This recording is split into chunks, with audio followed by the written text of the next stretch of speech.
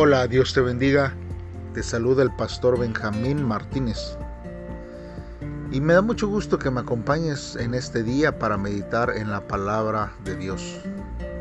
Espero que sea de edificación para tu vida en todo tiempo. Te invito a que cada día nos acompañes.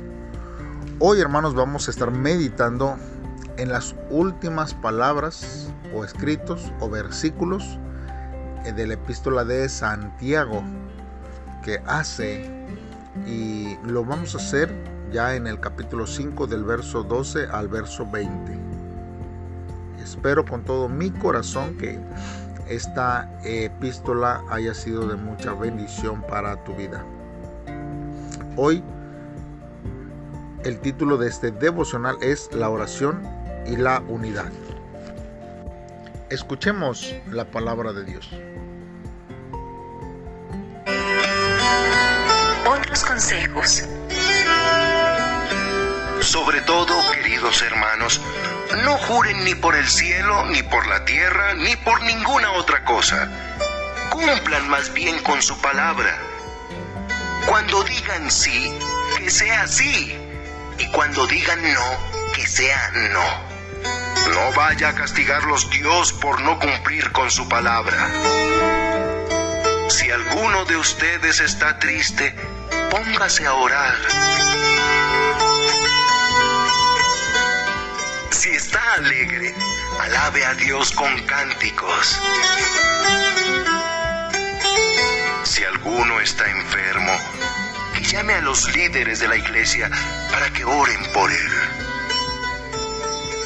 Entonces ellos le untarán aceite y le pedirán al Señor que lo sane. Si oran con confianza, Dios les responderá y sanará al enfermo, y si ha pecado, también lo perdonará. Por eso, confiesen sus pecados unos a otros y oren unos por otros para que Dios los sane. La oración de una persona buena es muy poderosa porque Dios la escucha. Por ejemplo, el profeta Elías era en todo igual a todos nosotros, pero le pidió a Dios con mucha confianza que no lloviera, y durante 3 años y medio no llovió sobre la tierra. Después volvió a orar, y llovió, y la tierra dio sus cosechas.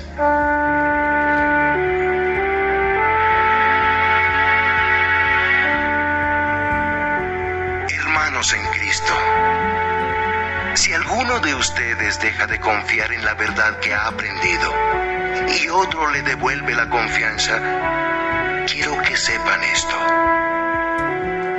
Quien hace que un pecador deje de pecar, salva de la muerte al pecador y logra que Dios le perdone sus muchos pecados. Muy bien, hermanos, vamos a estar meditando en la palabra de Dios en este día. Hermanos, vamos a ver, hermanos, que cuando una persona, hermanos, tiene una mala reputación, hermanos, es porque no está siendo un cristiano o un verdadero cristiano. Porque cuando somos exagerados o mentirosos, hermanos, no logramos que nadie nos crea. Por eso, hermanos, tenemos que ser siempre sinceros para que los demás puedan creer cuando nosotros decimos un simple sí o un no. Porque nosotros necesitamos entender que debemos de evitar las mentiras, también las medias verdades, o como decimos por ahí, las mentiras blancas, o simplemente omitir la verdad. Hermanos, a nosotros nos llegarán a conocer como una persona confiable cuando nosotros seamos sinceros y hablemos con la verdad siempre, en todo tiempo. Así que, hermanos, no se acostumbre a mentir. No se acostumbre a decir medias verdades o mentiras blancas, o simplemente a omitir la verdad. seamos sinceros, y eso, hermanos, Dios lo mira y será, hermanos, de edificación para nuestras vidas. Ahora bien, hermanos, usted como cristiano no está solo. No estamos solos. Porque somos parte, hermanos, de un cuerpo. Y este cuerpo es el cuerpo de Cristo. Y esto, hermanos, es porque debemos de contar con el apoyo de el cuerpo, hermanos, o de unos a otros. Primero, hermanos, en la oración y posteriormente en sostenimiento. Sobre todo, hermanos, cuando estamos enfermos o sufriendo, hermanos. Por eso, hermanos, es que no solamente el pastor, porque hay veces que pensamos que es el pastor el único que puede ver estas necesidades, pero los líderes, hermanos, deben estar disponibles para responder a cualquier necesidad o debilidad, hermanos, que tenga cualquier miembro. Y toda la iglesia, hermanos, debe de estar siempre atenta para orar por las necesidades de todos los miembros. No solamente los que nos acechan o los que están en nuestra vida, sino orar siempre, hermanos, unos por otros. Aquí, hermanos, Santiago nos dice de la oración de fe. Y cuando nosotros, hermanos, entendemos la oración de fe, vemos que no se refiere, hermanos, a la fe de la persona que está enferma, sino a la fe de las personas que están orando. Ahora bien, hermanos, con respecto a esto debemos de entender que Dios es el que sana. La fe nos sana. Y todas, hermanos, nuestras oraciones están sujetas a la voluntad de Dios. Porque usted puede tener fe, pero no es la voluntad de Dios que alguien sane. Pero sin importar eso, hermanos, nuestras oraciones son partes del proceso de sanidad de Dios. Y esa, hermanos, es la razón por la que a menudo Dios espera que nosotros estemos en oración y en oración de fe antes, hermanos, de que pueda intervenir en la sanidad de una persona. No nos debemos de frustrar ni de pensar que Dios no nos oye o que Dios no actúa en nuestras oraciones. Además, hermanos, Santiago aquí nos habla acerca, hermanos, que usa para poder hacer la oración. Y cuando habla, hermanos, de alguna persona que está enferma, es que tiene una incapacidad física. Y hermanos, aquí dice que los ancianos vayan y oren y le unjan con aceite. Y es ahí, hermanos, donde nosotros vemos que en las escrituras se ha usado el aceite como un símbolo de medicamento. Un símbolo de medicamento exterior primeramente. Nosotros podemos ver que en la parábola del buen samaritano, ¿verdad? Cuando lo llevó este buen samaritano a un lugar para que lo atiendan y le sanaran las heridas con aceite. O sea que es un símbolo, hermanos, de un como tipo de medicamento del cuerpo. Pero también, hermanos, es un símbolo del Espíritu de Dios. Y esto, hermanos, nosotros lo podemos ver en los libros de Samuel, tanto en el primer libro como en el segundo libro. Ahí nos habla, hermanos, cómo se utilizó aceite para ungir a reyes. Hermanos, entonces nosotros vemos que el aceite, hermanos, puede representar tanto el ámbito médico y también el ámbito espiritual de la vida. Por eso, hermanos, los cristianos no debemos separar lo físico y lo espiritual. Nosotros, hermanos, tenemos que entender que Dios obra en lo físico y en lo espiritual. Y Jesucristo, hermanos, es Señor tanto en el cuerpo como en el espíritu. Por eso, hermanos, nosotros tenemos que ser conscientes de lo que nosotros estamos haciendo y viviendo en este tiempo. Ahora, hermanos, Cristo ha hecho posible que nosotros podamos ir directamente a Dios en busca del perdón. El perdón, hermanos, es indispensable para todo ser humano, aún nosotros como cristianos. Pero cuando dice aquí Santiago que confesemos nuestros pecados unos a otros, esto, hermanos, tiene un lugar importante dentro de la vida de la iglesia. Y no es, hermanos, que nosotros podamos creer como la iglesia popular, que tienen que ir con el sacerdote y hay un confesionario donde tenemos que confesar y nos van a dar cierto tiempo de redención para que nuestras culpas sean borradas, hermanos. Pero hay 4 tipos, hermanos, de confesiones que nosotros como cristianos debemos de hacer. El primero, hermanos, es que si hemos pecado en contra de alguien, nosotros debemos de ir y pedirle perdón, que nos perdone. Ahí estamos confesando y diciéndole, discúlpame, lo hice mal. Tenemos que tener, hermanos, esta capacidad de pedir perdón y para que este hermano nos perdone. La segunda forma, hermanos, de confesar nuestros pecados unos a otros es que si nuestro pecado ha afectado a la iglesia, debemos de confesarlo públicamente.